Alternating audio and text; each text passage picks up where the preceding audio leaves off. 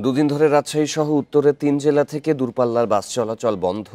শ্রমিকদের বেতন বাড়ানোর ইস্যুর জেরে শুক্রবার থেকে বাস নামানো বন্ধ করে দেয় মালিকপক্ষ। এতে ভোগান্তিতে ঢাকা চট্টগ্রামগামী মানুষ। আরও জানাতে নাটোর থেকে যোগ দিচ্ছেন সহকর্মী বাপ্পি লাহিড়ী। বাপ্পি, এই ধর্মঘটের কারণে জনভোগান্তি কেমন দেখা যাচ্ছে? দূরপাল্লার বাস যেহেতু বন্ধ, যাত্রীরা কিভাবে পরিবহন করছেন? আর ধর্মঘট সমাধানের কোনো উদ্যোগ দেখা গেছে কি?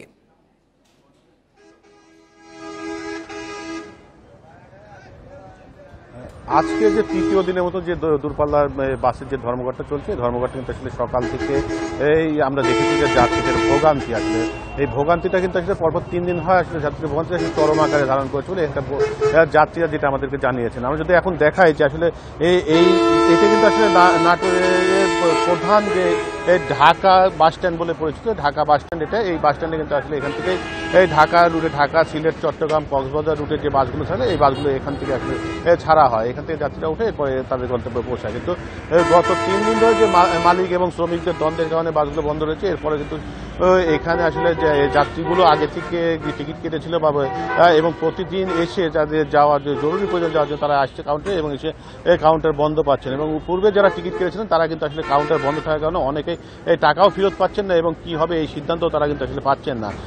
এখান থেকে শুধুমাত্র একটি বাস, যেটা হচ্ছে একতা ট্রান্সপোর্ট নামে যে বাসটি রয়েছে, সেই বাসটিতে শুধুমাত্র কিন্তু আসলে গাড়ি যাতায়াত করছে।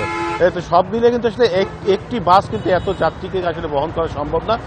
এর ফলে যে যাত্রীদের ভোগান্তি হচ্ছে, এই ভোগান্তির বিষয় নিয়ে আমি কিন্তু আসলে এখানকার কাউন্টার মাস্টারদের সাথে কথা বলেছিলাম। আসলে কিভাবে এটা নিরসন হতে পারে এই ভোগান্তিটা, যদি তারা আমাদের কিন্তু জানাতো। আসলে এখানে যে এই কাউন্টার মাস্টার রয়েছে তারা কিন্তু সঠিকভাবে কিছু বলতে পারছে। তারা বলছে যে মালিক পক্ষের থেকে এখন আমাদের কাছে কোনো নির্দেশনা আসেনি। মালিকেরা বলেছে যে আমরা এখন গাড়ি চালাবো না।